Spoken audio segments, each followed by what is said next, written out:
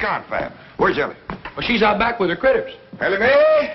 Yeah, Pa? Come on in here. Going to have a family confab.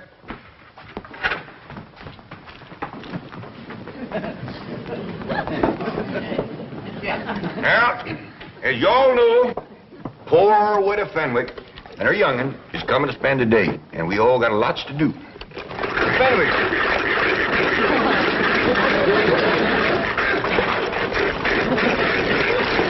Hold it. Start doing right away. I'd like to say a few words first. Now, let's commence with the victuals.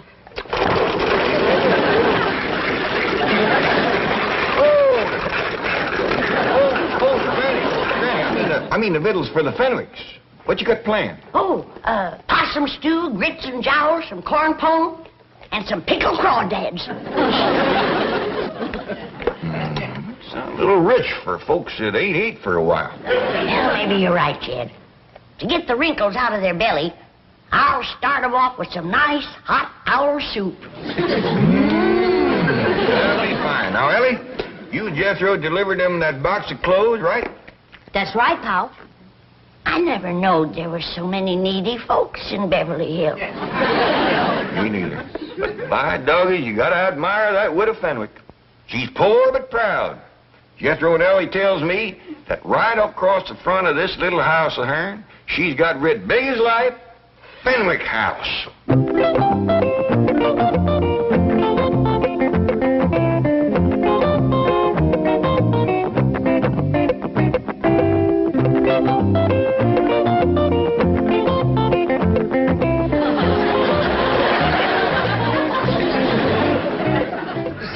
I have not refused to visit the Clampetts. It's just that I can't bring myself to wear those dreadful clothes.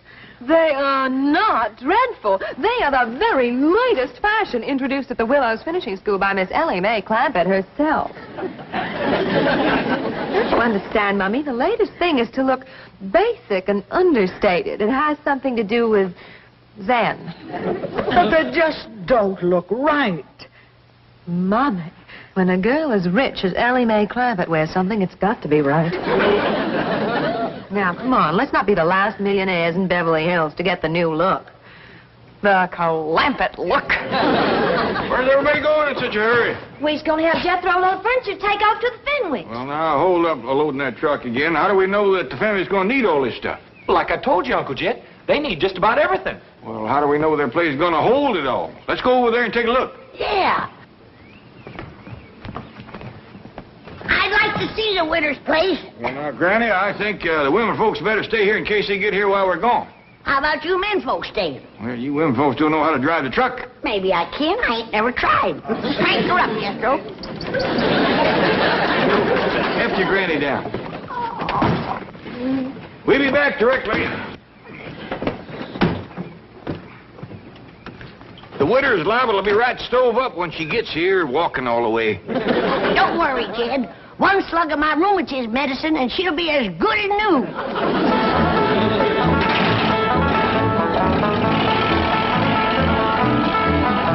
Granny, can your rheumatism medicine sure enough cure rheumatism? I didn't say it can cure rheumatism, Elly, but it can sure make having it a pure pleasure.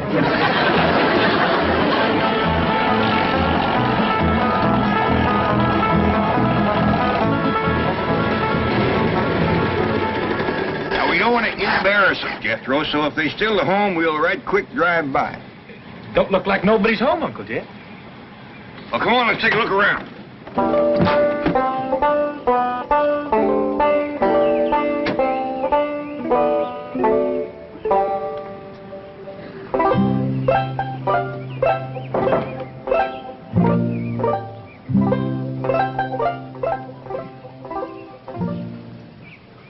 Found the box of clothes, Uncle Jet. Right here's where Elly and me left them. Jethro, I've seen places with little or nothing in them, but this is pitiful. A chair to sit on. Nor a bed, neither. Ain't got a wash bowl, or a pitcher to fill it with water, nor a window big enough to throw it out. Hey, Uncle Jet, we gonna bring them some stuff? No, Jethro. You couldn't squeeze enough stuff in this place to make it fit for two women to live in. Well, then what are we going to do? We got to get them to move into our place. It ain't gonna be easy, the widow being such a prideful woman. But it just ain't right for us to have so much stuff and to let them live here in a place like this.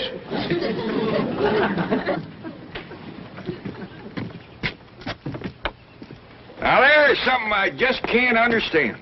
How can folks live in a big, fine house like that and let a poor, starving widow and her young'un live in a place like this right outside their gate? Uncle Jet, let's go up and give them what for. It ain't for us to speak judgment on them. Maybe the spirit of love will take hold like it did Miss Drysdale. The Clampetts are moving from last to last. The Clampetts are moving from last to last.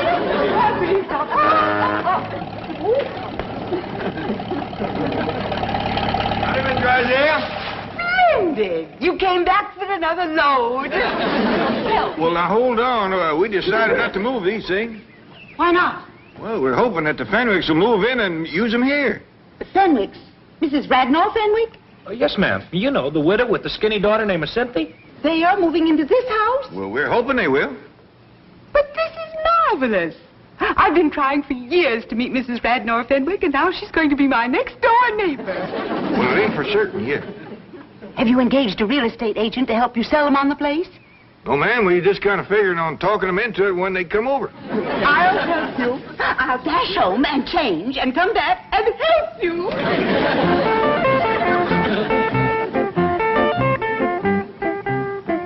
You see what I mean, Jethro? The spirit of love has put wings on her feet. That's what I'll say, Uncle Jet. Just look at her go over that head.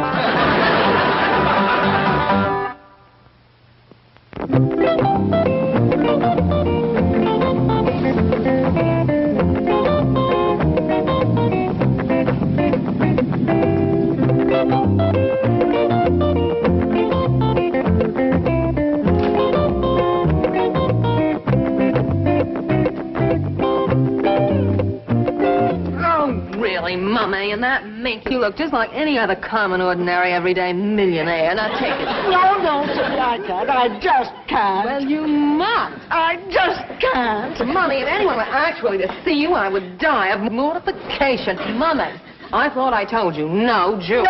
No, Cynthia, I feel positively nude without diamonds. We are trying to achieve the Clampett look, a look of studied slovenliness. Oh, Beasley, our services, please. No, Cynthia, not those buckets. Be silly, Mummy.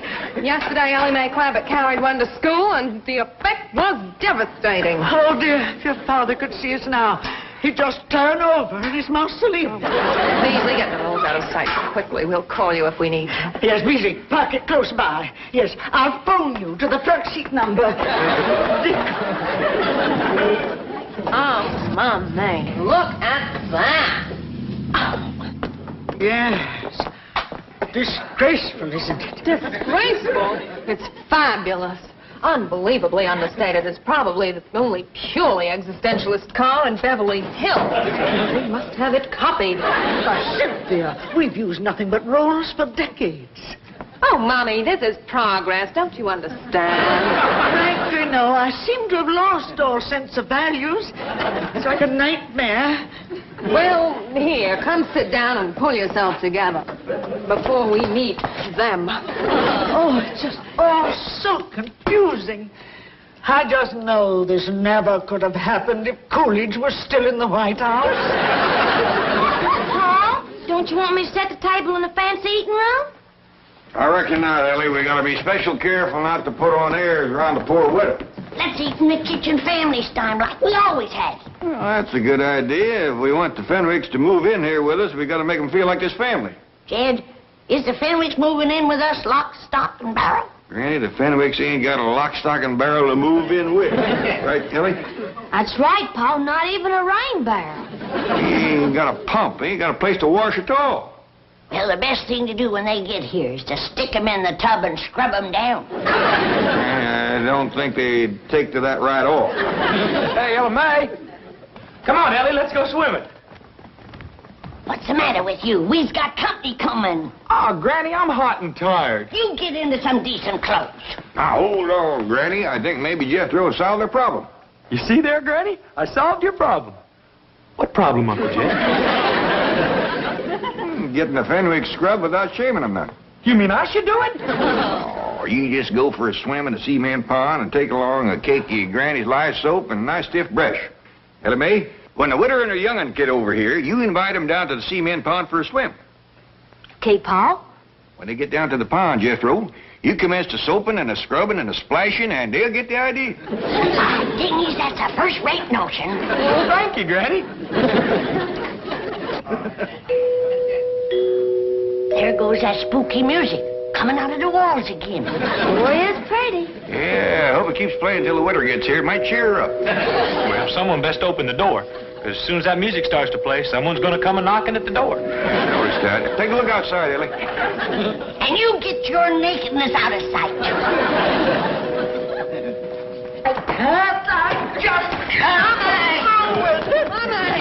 Mommy, please, you can do it. Come on, I'll help you. They's coming, but that poor old widow woman can't hardly make it. I'll get my jug. Is they wearing the clothes you bring them? Yeah, Pa, and toting buckets. To carry home leftovers. Lord love 'em. Let's go give 'em a helping hand. Howdy there, Cynthia. This here's my Pa, and I reckon this is your mom. Welcome, welcome. Well, dogged if you ain't plumb tuckered, Widow Fenwick, but don't you worry. Granny'll fix that.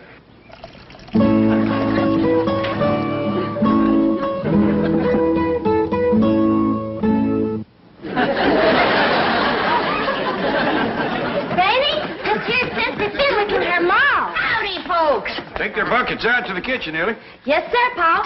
See you in a little bit, Cynthia. Thank you, darling. Too low. Elly May, be sure they're scoured good and don't leak. Do it, Granny. Here, widow, this'll brace you up. Oh, thank you. Orange pickle. Oh, white lightning. Oh, I'm not familiar with the blend, but tea is tea.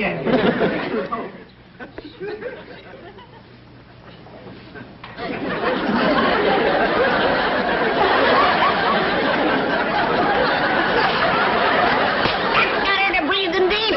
Here, Mommy, have a cigarette, darling. Oh, I wouldn't let a flame so close to your maw just yet. You just might set her off. Come on, widow. Let's go to the kitchen. I'll give you a nice hot bowl of owl soup. Owl soup. Oh, Cynthia, please send for the rolls. No, Mommy. She's right, widow. You don't need no rolls. Granny's baked some corn pone. Eat my corn. Come on, widow. Oh, Cynthia, please help me. Mr. Clampett, if I might be alone with Mommy for just a few moments, I think I shall be able to compose her. Okay, Cynthia. Just follow your nose to the kitchen. Yeah, the grits and jowls will lead you right to the door. Good gal, widow. Cynthia, did she say grits and jowls? Yes, Mommy, doubtless the maid and the butler. Now, come, do get a grip on yourself. Oh, yeah.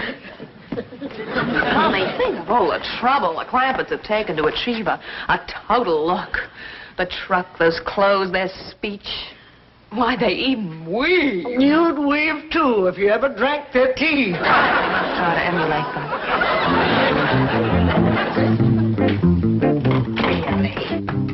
They'll never sell this house to the Fenwicks.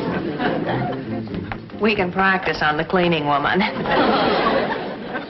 Howdy there. Are you Grits? I beg your pardon. Oh, we all is looking for grits and jowls. Well, you'll find them in the kitchen. And please stay there, out of sight. Now, see here. We is friends of the Clampetts. Obviously. And the sooner you're all out of Beverly Hills, the better. Meantime, stay out of sight in the kitchen. That is the surliest cleaning woman I've ever seen. See, Mommy, even the Clampetts have a servant problem. Yes, for the first time, I'm beginning to feel a common bond with them. We're both members of an oppressed minority group. Millionaires.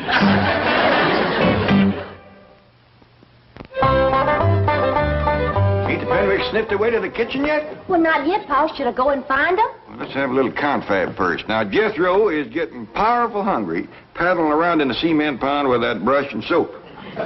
Elly, you hinted to the widow and Cynthia about going swimming? Well, ain't had a chance, Pa.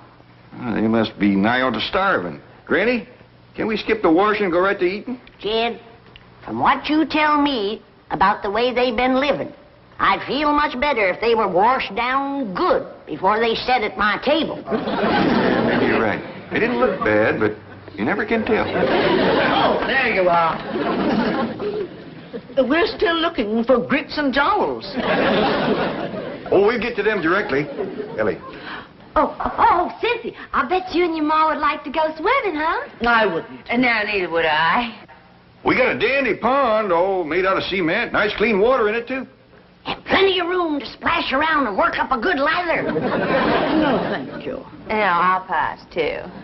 Maybe they just like to look at the pond. Show them, Ellie. Okay, Pa. No, we're not interested. We didn't even bring suits. Well, I got one that'll fit you. And I'll try and find one for you at a baseball possum, Jed. Yeah, now come on, ladies. Pond's right out here. Come on, here you go. It's right over there to the right. It's peculiar behavior. Why do you suppose they're so insistent that we come up? Mama, looky there.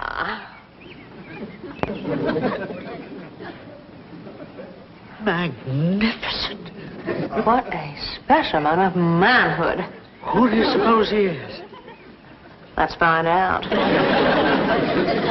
Clampett! Oh, Mr. Clampett. Who is that Adonis by the side of the pool? Adonis? That magnificent creature with the rippling biceps.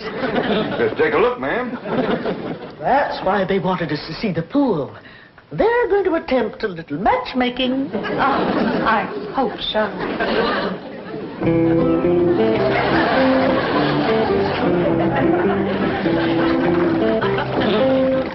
Right there is Duke.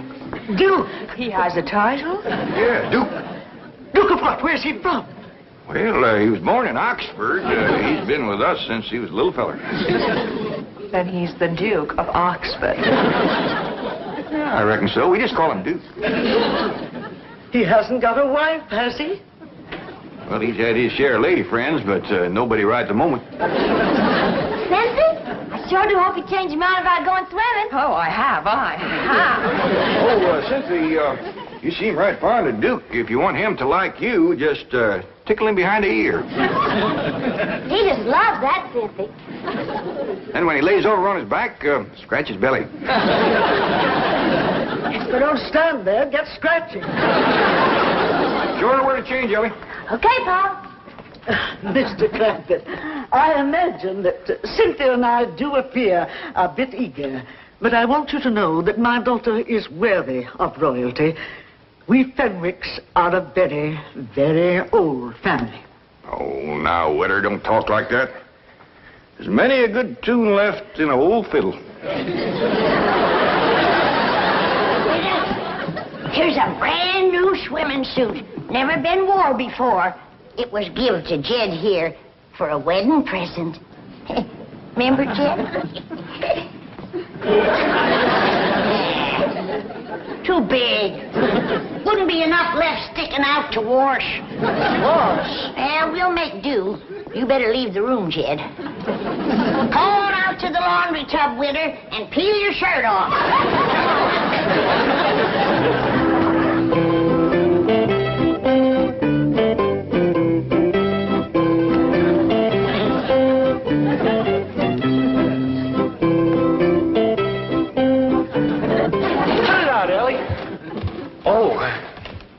Excuse me. Howdy, ma'am. Your Grace. Yours, too. Permit me to present myself to you. Well, thank you very kindly, but I don't think my Uncle Jed would let me keep you. Oh, Your Grace. Yours, too. I am Cynthia Fenwick. Oh, hey, is your ma coming? No, we are quite alone. Well, shall we go in the water? No, I'd rather not. Well, then why don't you just sit here and you can watch me? Your Grace. Yours too.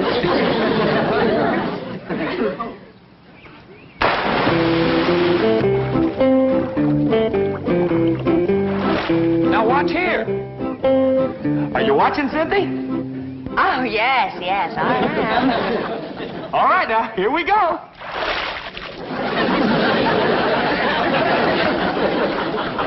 You get the idea? Well, it looks as if you are taking a bath. That's all right. Come on in. Your face.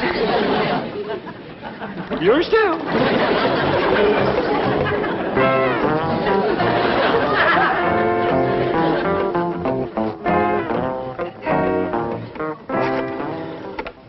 Mobile operator, give me JL 13411.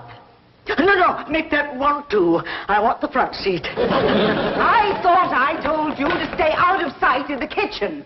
Now look here. I have taken all the abuse I intend to take in this house. Clampett look or no Clampett look. Duke or no Duke. I refuse to... Oh, Beasley! Come quickly, please. This is... Now you get out of here.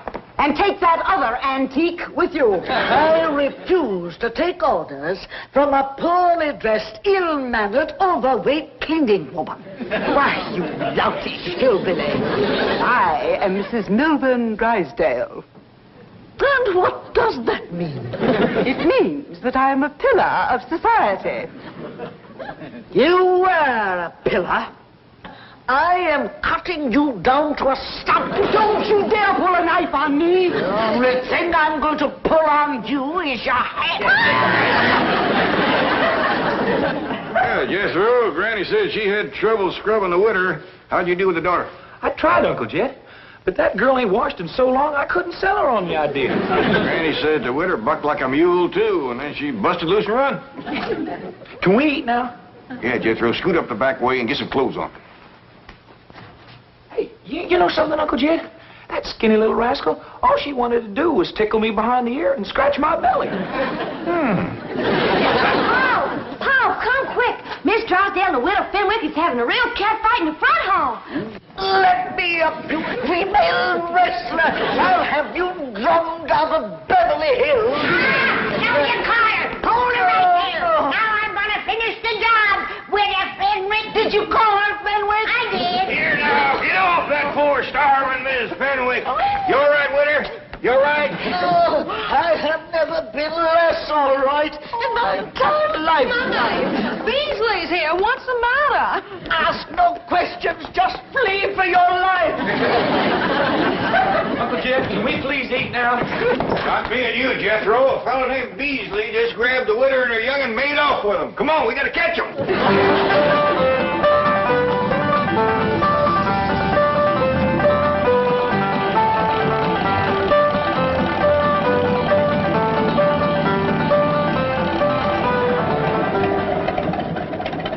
Right in there, Uncle Jet. Now the gates are closed. Well, I'll be doggone. That Beasley feller's the one who lives in that big mansion. And he's taken the widow and Cynthia into his house. And bowing and scraping to him, too.